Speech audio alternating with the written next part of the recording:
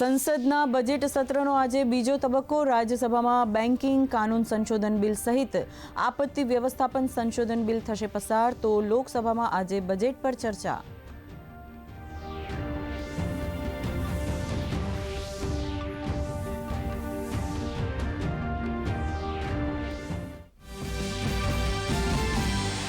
સાંસદોના પગારમાં થયો 24% વધારો। વર્તમાન સાંસદોને હવે ભથ્થા પેટે માસિક રૂપિયા 1 લાખની જગ્યાએ 1,24,000 મળશે, તો પૂર્વ સાંસદોનું પેન્શન વધારીને કરાયું 31,000 રૂપિયા।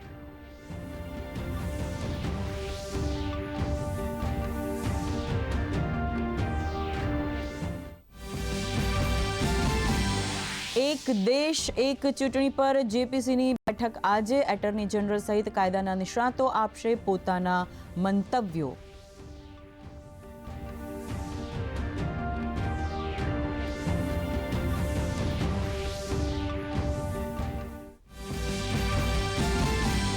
સત્યાવીસ વર્ષ પછી દિલ્હીમાં આજે ભાજપા સરકારનું બજેટ। મુખ્યમંત્રી અને નાણામંત્રી રેખા ગુપ્તા રજૂ કરશે બજેટ। યમુના સફાઈ, પ્રદૂષણ, શિક્ષણ, સ્વાસ્થ્ય જેવી યોજનાઓ પર મહત્વની જાહેરાત થવાની શક્યતા।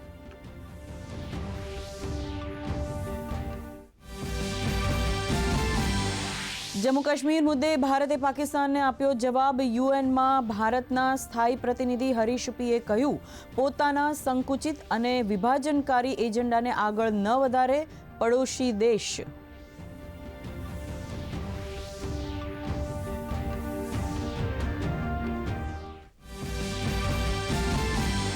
ન્યૂઝીલેન્ડમાં ભૂકંપના આંચકા। રિક્ટર સ્કેલ પર ભૂકંપની તીવ્રતા 7.0।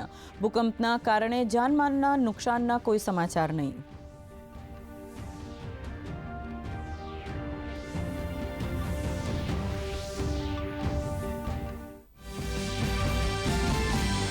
અમેરિકાએ વેનેઝુએલા પાસેથી તેલ અને ગેસ ખરીદનારા દેશો પર 25% લગાવી ડ્યુટી। બંને દેશો વચ્ચે ગેરકાયદેસર ઇમિગ્રન્ટ્સને લઈને તણાવ।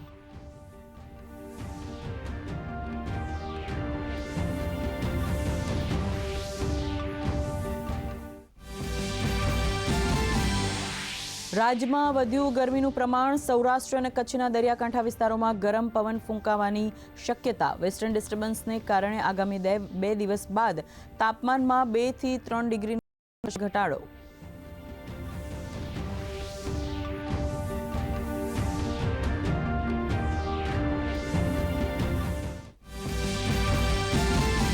અને અમદાવાદમાં આજે ગુજરાત ટાઇટન્સ અને પંજાબ કિંગ્સ વચ્ચે રમાશે જંગ। મેચને લઈને અમદાવાદ ટ્રાફિક પોલીસ સજ્જ, તો ગઈકાલની મેચમાં દિલ્હી કેપિટલે લખનઉ સુપર જાયન્ટ્સને 1 વિકેટે આપી હાર।